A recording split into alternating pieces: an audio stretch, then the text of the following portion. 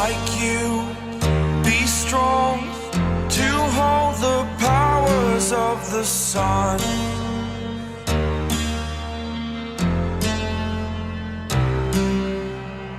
To dream, believe in.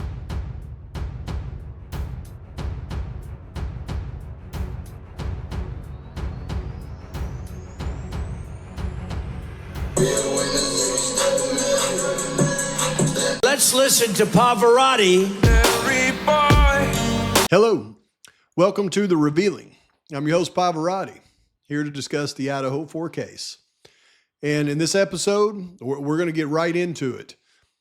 We're going to take, just like that doc told us to, it said go back and look at the hearing. And it will tell you all that you need to know about the IgG suppression. So I did, and I tore it apart, and I'm going to show you the important parts of it and show you all of the information that we can glean from it. And then stick with me to the end, because I'm going to show you, if this hearing's open, what the defense has the ability to do in this case, and it is enormous. So without further ado, let's jump right into it. All right. Sorry for the delay. We are now on the record. This is State versus Bryan Kohberger, CR 2922-2805. Mr. Kohberger is here in the courtroom. He is represented by Ms. Taylor and Ms. Nassif. Mr. Logston is participating through Zoom. The state is represented by Bill Thompson, Ashley Jennings, Jeff Nye, and Ingrid Beatty. The proceedings, I think they are live streaming through the court's YouTube channel. So please do not attempt to record, film, or transmit during the proceedings. Thank you for that. All right, so we have some motions to address today. And I thought we should first go with the defendant's motion to allow experts and investigators access to view IgG information. If that makes sense, I think also the motion to clarify sealed order for disclosure of IgG and merges into that. So go ahead, Ms. Taylor. Thank you.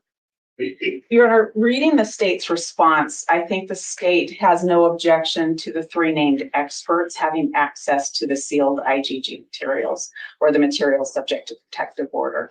So I think what we're really talking about is our investigative team for Bryan's case to have access to the IgG materials. Okay, so this isn't just going to be another redundant, let's watch the hearing thing, or my little head down at the bottom making comments as we go. I need you to pay close attention to every bit of this hearing, because I'm going to be popping in and out. And if you heard what was just said right there, that is a key point, okay? And I'm going to point out all of them. What Ann Taylor just said, and remember, this hearing was almost a year ago. She said, the way that I understand the prosecution's response is my three experts, they're fine with them having access to the IgG materials. What I'm looking for is my three investigators to have access to the IgG materials. Now, why is that important? Because an investigator is not going to be able to determine if they ran the DNA through a database and got a hit. Investigators are not experts on DNA. Her experts are. What are the investigators' jobs? To investigate. You see, she wants the investigators to have access to all of the FBI's material on the family tree, because she's trying to uncover whatever they did on the family tree that wasn't right, because she knows that that's not how they got to Bryan Kohberger, and I will prove it in this hearing. Pay close attention. That was point number one. And the state has objected to that. They've objected in part because they are not named in our motion. So I want to address that first. Your Honor, they are not named, and I can name them, that's not a problem. But the reason I didn't is based on consistency. These same investigators have had access to the grand jury materials to assist us in the case. They've had access to other things subject to protective order, and they're not named in those. They have access, there's three items subject to other protective order, and that's medical information from hospitals, that's University of Idaho records, and most recently, police procedures. They haven't been required to be named in orders in any of those. And so for consistency, I did the same thing. But we can name them if that is a sticking point. I would note that the members of the FBI that did the analysis are not named in the materials either. See, there's key point number 2. I will note the members of the FBI who did the analysis aren't named in it either. So that is her way of saying you've got no-name people with the FBI that have done this family tree. She probably would like to have their names at that point so she could file a subpoena to appear in a hearing, maybe. Your Honor, the reason why our investigators are important to have access to the IGG materials is because of the kind of case this is and the kind of investigation that we're required to launch in the case. We have to have investigators on a death penalty case, and we have them. These materials or these items in the IGG binder, those are things that we may end up filing motions in court. In order to prepare for those, we rely on our investigators to help us with side tasks, with big tasks, with all of the tasks. We would need to utilize our experts. If our investigators can't have access to the materials, they'll have to be shut out of those meetings with those experts, and they'll have to be shut out of court proceedings that we might launch related to those materials. Your Honor, to meet our constitutional duties, in Bryan's case, his rights to have effective assistance of counsel, to have a full investigation, to have a fair trial, we have to have investigators. Those investigators are on board and have been on board, and they help us understand things that are given to us by the state. They help us find witnesses, they help us find experts, and they're necessary to be part of the conversation of what the IGG materials are and what they mean. This matters in figuring out how Mr. Kohberger ends up on the police radar and subject to these proceedings here. Okay, folks, that's the first time she mentions that in this hearing, but it's certainly not going to be the last. And what does she say? The experts, the investigators are key to the defense team understanding how they got to Bryan Kohberger. You're going to learn here in a minute when the prosecution speaks that in November of 2023, the FBI provided the family tree and the timeline in which the IGG was completed, and they gave it to the defense. So at this hearing, they have the prosecution and the FBI's timeline, the one that we read the other day about the IGG coming out on the 19th and everything that transpired after that. Yet, Ann Taylor is still stating that the investigators are important for us to know how they got to Bryan Kohberger, meaning they don't believe the family tree at this point. I know we've talked about this before, and I still don't have all of those answers. I believe today, with our experts getting access, we're going to make some headway with that, but we also need our investigators to be part of those discussions as well. Again, Your Honor, if their names appearing in a court order is an issue, that we'll do that. We'll do that. That's inconsistent with the other protective orders, but we'll do that. And they'll be subject to the protective order just like we are, and they'll abide by it just like they've done for the other protected materials they've had access to. And while we're on that line, if the court wants me to talk about the clarification, I can do that. Let's hear from the state first. I mean, I understand the having investigators. I think what we're talking about though is just with the IGG that we have to be especially careful about, you know, who's going to have the access, what they're going to do with it. I think I agree. It's clear that the state has no objection to the three experts that you've named. So I don't think that's a problem. But let me go to, but Ms. Jennings? Okay. Yes, Your Honor. Thank you. That's correct, Your Honor. And Your Honor is familiar and aware of the materials that we're discussing, and you're also aware of the sensitive nature of those materials. The state is really just following the court's lead in your protective order, where you named specifically who on the defense team would be allowed to have access. It follows that if we're going to expand that access, that those individuals need to be specifically named. And it's really going to be the only way the court can have control of any unauthorized dissemination, is to know exactly who was privy to what was enclosed. How about that unauthorized dissemination of the FBI leak to Slate magazine 4 days after Bryan Kohberger was arrested that explained everything in their BS about the IGG to the public? So at a bare minimum, we need to know who it's going to be given over to. Your December 29th sealed order also said that any further dissemination of the materials or the information contained within the materials, including to any investigator or experts, must be approved by the court after a showing by the defense as to why such individual needs the information. In the defense's motion, their stated reasoning is, quote, to investigate how and when Mr. Kohberger was identified as a suspect, end quote.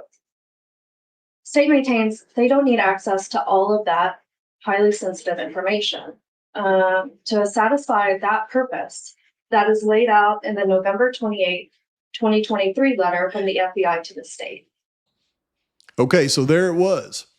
She said, I don't know why they need access to all that sensitive information because the November 29th, 2023 letter from the FBI laid it all out to the state, meaning they had disclosed it to the defense.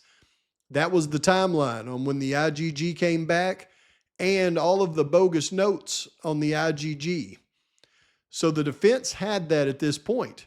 If they were taking that at face value, then they wouldn't need to proceed to investigate further into the IGG information. They would already know what was up. Yet they continue to say, we don't know how they got to Kohberger, meaning we don't believe that BS. So we would ask that, one, they be named. If they are granted access, that it be to that letter, and that the balance of the materials be protected. And we would ask that you follow the proposed language in the state's response from February 9th to ensure further protections of the materials. Thank you, Ms. Jennings. Sailor? Well, Your Honor, I know what letter Ms. Jennings refers to. And I think our experts should have access to the actual materials. That letter is a summary. It's a police summary. Our duty is to investigate police work. We do that in every case. And with our heightened duties in a death penalty case, our investigators should have access to the entire record. Our investigators understand what a protective order is, and they'll abide by that protective order. Again, if you want them named in any order allowing them access, that's fine. That's just fine with me. It's most important that they have access to all of the materials. The summary contained in the FBI's letter isn't the totality of the materials. It doesn't show some of the particulars about things that were happening on certain dates. And that's what's important to put into a timeline so that we can try to understand how the state did its work in this case. Well, one of the issues with this IGP is relevance at all. And so the way I'm viewing it is maybe it needs to go on steps, maybe where it's justified with the relevance or the potential of relevance for some of that information. Because from the very beginning, the state's position has been it has no bearing on the case. It will not have any bearing on trial. See, the judge said from the very beginning, prosecutions assured him that this IGG would have no bearing on this case, no bearing on the trial. So if it has no bearing on the case, no bearing on the trial, it wasn't listed in the probable cause affidavit. Why the need for the FBI to leak all of the information about it then 5 days after Kohberger was arrested? Doesn't seem right, does it? But I allowed the access to what I thought was potentially relevant, and to allow your experts, now allowing your experts to view that information. So I'm talking about our criminal investigators dealing with the innocence space for Bryan. Those are the people that I think should have access to the same materials under the same protective order. Those are the investigators that I'd like to have access. They're the investigators that participate in the meeting with our experts. They're the investigators that help us put the timeline together to understand different things that were happening in the case before Bryan's name was ever spoken by anybody. Did you hear that? See, that's why you got to pay close attention to these things. Now, again, she's already got the timeline from the FBI for the IGG. Yet she says, I want my investigators to be able to dive in hard on this IGG, really this family tree and everything around it, because they're very important to me. They've been helping me to understand the timeline of things that happened in this case, things that happened before Bryan's name was ever brought up by anybody. What does that mean? And we're missing that big piece about why was Bryan's name spoken and how does that connect to the other pieces that we have? That's what our criminal investigators are going to do. Uh-oh, people. It's amazing how much we miss when we watch these hearings. What did she just say? She didn't say that's what my investigators are going to do. Listen to it again. She said that's what my criminal investigators are going to do. See, those investigators are investigating criminals. You just got to pay attention, folks. They're not looking at IGG materials, if allowed, to do any of the mitigation work. That's separate and apart. So I want to make sure that that's really clear. Also, when we're talking about whether something is relevant or not, I think that we're thinking of the standard for information to come out in court. That's not what I'm talking about. The court found that the IGG information was material under the discovery rules to the defense and allowed us to have access to some. It's for that same purpose and under that same rule that we're asking the court to allow our investigators to have access to the same materials. No, I don't know how to even, it wasn't, when I asked them in the hearing that, did you use the IGG, any of the information of the IGG to get the warrant, to get Mr. Kohberger's, Mr. Kohberger's, Mr. Kohberger's, Mr. Kohberger's DNA, that was not part of it. So in terms of the time frame, don't know that it's that complicated, because a lot of what happened in the time frame happened before that. Okay, now this is proof right here that clueless John Judge had been snowed by the prosecution, Brett Payne, everybody up until this point, because he's talking about relevance right there. How could this be relevant because of where it took place in the time frame? You see, he knows that the IGG supposedly came back on December 19th, but he's alluding to the fact that Kohberger was already under suspicion long before that due to the WSU police officers. You see, this was before Ann Taylor put Brett Payne on the stand and got him to admit that he never had the conversation with the WSU police officer until December 20th. John Judge still believes that is the true timeline. That's why when you watch that hearing and Brett Payne admits December 20th, when you look at John Judge's face, he's like this, because he realizes what everything Ann Taylor is working on up until this point is what she's really working on. So he was clueless. Now, that's up to you to dig into that, obviously. But there was a lot of information in the letter, too. Just their sequence of using the IGG at all. So we're going to have to sort this out, obviously. But going back to what I'd like to do is just get some justification for digging in deeper. Well, we obviously know what the justification was for digging in deeper, because as she said at the beginning of the hearing, and I'm sure you heard her say it, this is for potential motions that will be filed down the road, like we're dealing with right now, folks.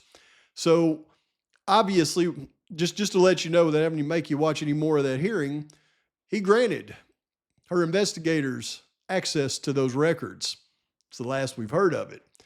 Her investigators have had time to go through and pull apart things. Now she wants an open hearing so everybody in the world can hear about the IGG. Has nothing to do with the running it through databases they're not supposed to, because that's invasion of privacy. No, but you know what? I hate to even be doing these videos because I am spilling the beans. She is setting them up. I mean, she is setting them up with that notion that in the hearing she is going to potentially expose the FBI's use of those databases. She's setting them up because she knows if she came out and said, "I've figured out that this stuff is bull crap and we're about to demolish everybody in court," well, then there's no way the judge would have that as an open court. No, she's setting them up with the unconstitutional search crap.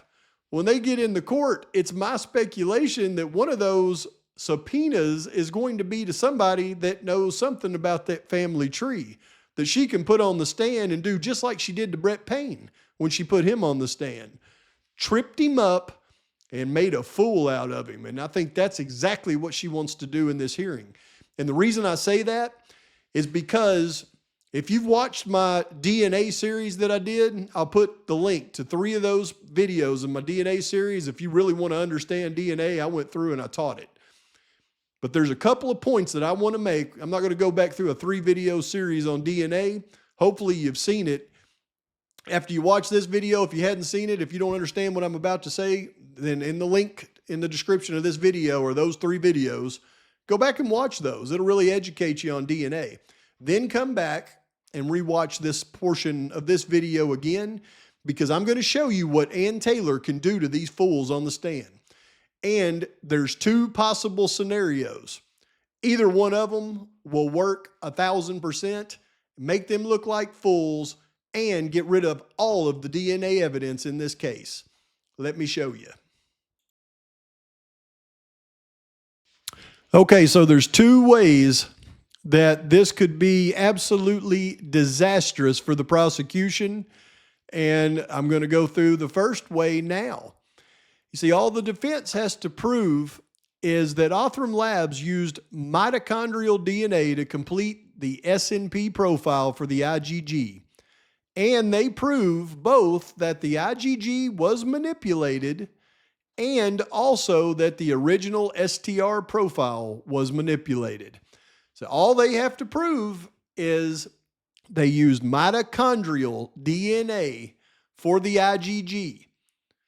If they can do that, just prove that they used the mitochondrial DNA, then it is 100% proof that the IgG and the STR profile was manipulated. And let me show you why I say that. Okay, so we know from the beginning that touch DNA or transfer DNA or trace DNA, whatever you want to call it, but I'm going to call it touch because that's what the court record refers to it as. But touch DNA degradation is the process by which DNA left behind from a touch is broken down into smaller fragments over time. The process can make it difficult to extract information from touch DNA samples, especially when the sample is small or degraded. So because it is touch DNA, skin cells, the degradation of the DNA is the key aspect of it. Now, what causes the DNA to degrade? UV light, temperature, higher temperatures, and humidity. Now, none of those three things should have affected the DNA on the knife sheath because it was in a cold room underneath a comforter partially, and it wasn't humid. So, and there was no direct sunlight. So that DNA should last a little long, it should last, a significant amount of time without experiencing too much degradation, even though touch DNA starts out degraded in most cases. However, because the DNA was found on a brass or bronze button snap, the one substance that degrades DNA at an accelerated rate is brass and bronze. If it was found on a knife blade, it wouldn't have any problems, but because it was on a brass or bronze button, then it actually causes accelerated degradation of the DNA. But that's not the only thing that the brass or bronze button snap does. It inhibits PCR amplification. PCR amplification. So it actually has an inhibitor built into the brass that stops PCA amplification from working. So on a degraded sample, they cannot use PCR amplification to repair the sample and get a full profile. This is the key. Now, here are the examples of STR profiles from a good DNA, a degraded DNA, and a very degraded sample of DNA.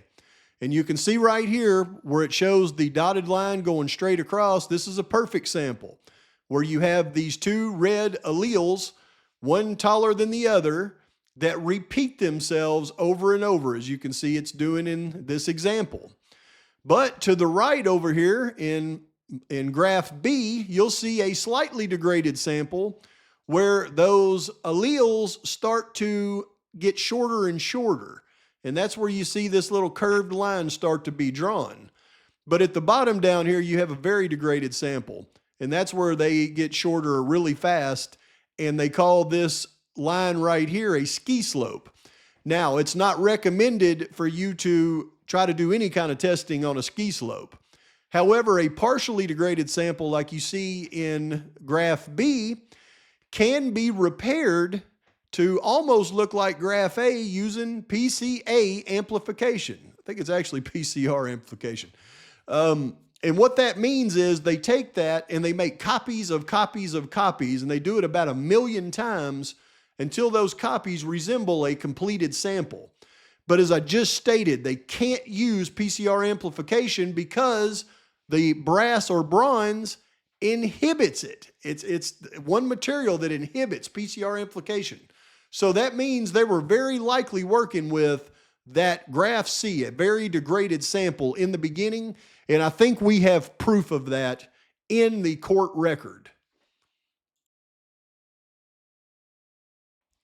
You see, if you recall, when they entered the STR profile into CODIS on November 20th, it said that the profile did not return any matches. In fact, the only thing that it said was the profile could only identify that the sample was that of a male. You see, that's the kind of result you would get with an incomplete sample. Not only did it not match anybody, it barely told them that it was a male. They should have known it was a male before they ever entered that sample into CODIS because of the way the alleles repeat. So that's a strong indication of an incomplete STR profile due to degradation right there. Then the DNA was sent to Othram Labs to obtain an SNP profile. And that's so they could use for forensic genetic genealogy. However, the likelihood of generating an SNP profile from severely degraded or a very small sample is very low. And my odds I gave, these are not actual odds, but I said it's about 500 octillion to 1. So they would not likely be able to use nuclear DNA, and they would have to use what's called mitochondrial DNA to complete the SNP profile. And if they did, they're in trouble, buddy. Now, why would they use mitochondrial DNA? You can see mitochondrial DNA is more resistant to degradation than nuclear DNA and can be successfully extracted from older or degraded samples where nuclear DNA is scarce. But here is where they're going to have one heck of a problem if they use mitochondrial DNA. And it took me a while to figure this out. No, you cannot get male STR alleles, short tandem repeat alleles, from the Y chromosome from a mitochondrial DNA profile. Mitochondrial DNA is inherited maternally, meaning it's passed down from mother to child, and it's not specific to males. So when you look at this STR sample right here, or STR profile, you're going to see these little lines. See, this one says X, that's a chromosome, that's a male. And then this one says Y, that's the chromosome, that's the female. So in an STR profile, you would see those two lines, male and female, and then they would repeat the same male and female over and over. That's why it's called short tandem repeat. However, in mitochondrial DNA, the X chromosome is not there. It just shows the Y. So if they used mitochondrial DNA to build that SNP profile to do the forensic genetic genealogy, guess what they could not do? They could not match Kohberger's father's DNA to Bryan's from his father's trash can, because if they used mitochondrial DNA, it wouldn't have the X chromosome for the males. It would only have the Y chromosome for females. So they could match his mother's DNA to it, but they couldn't match his father's DNA to it. So if they find out that they used mitochondrial DNA to create the SNP profile at Othram Labs, then that proves that they did not match Bryan Kohberger to his father's DNA out of the trash that they picked up from Pennsylvania. And that also proves that the initial STR profile was incomplete and should not have even been entered into CODIS, because they would not have done a mitochondrial DNA profile if STR profiles from the nuclear of the DNA was available to do a profile with. So it's a double whammy. If they use mitochondrial DNA, right there, the defense will be able to put them on the stand and annihilate them on the IgG. But that's not the only way they can do it. But the simple fact is, if Othram used the mitochondrial DNA to create the SNP profile, then it proves the initial STR profile was too incomplete to create a full sample, and it also proves that they did not match Bryan Kohberger's father to Bryan Kohberger's DNA, because without X chromosomes, that would be quite impossible, especially to exclude 99.9% of the population. Just with Y chromosomes, wow, they sure have made that technology go to the, 22nd century, I guess. However, I know what you're saying. What if they didn't use the mitochondrial DNA though, Pavarotti? Well, that's okay because Ann Taylor got her investigators approved to dive into that family tree, and you wouldn't be seeing all the stuff we're seeing right now if they hadn't found something. So, potential prosecution problem number 2. Anomalies in the family tree that would produce a false result of Bryan Kohberger. You see, if the FBI, which we know that they falsified the family tree because it's not Kohberger's DNA, so they did it probably in a fast manner, and they didn't vet everything as well as they should have.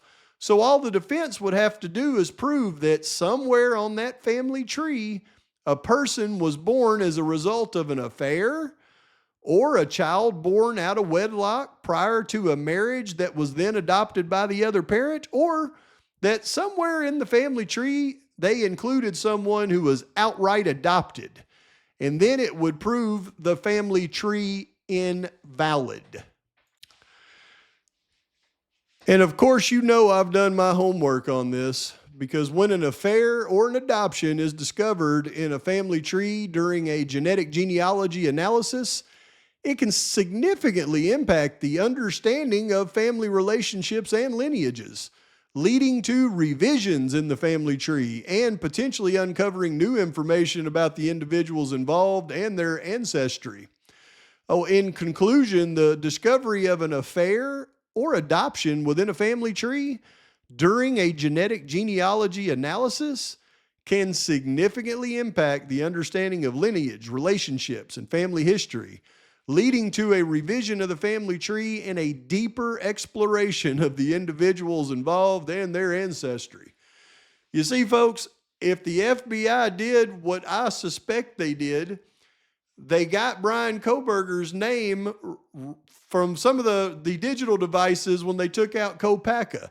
See, it wouldn't make any sense for the law enforcement to announce to everybody that Kopaka's phone was wiped.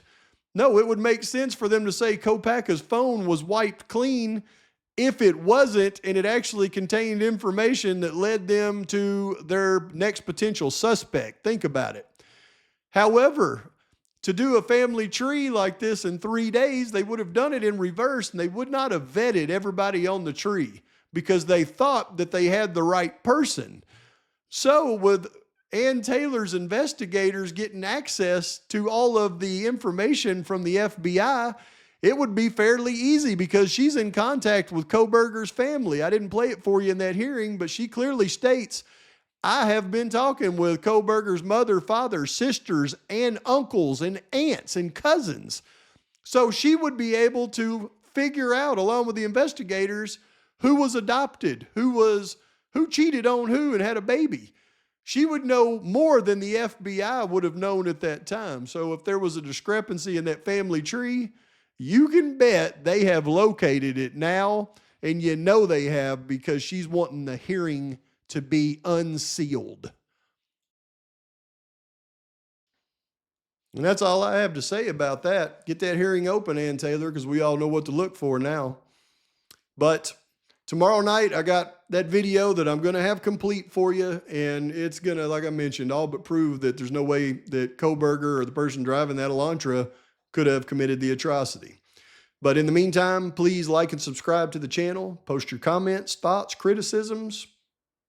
That's about all I have to say about that. Till next time, Pavarotti's out.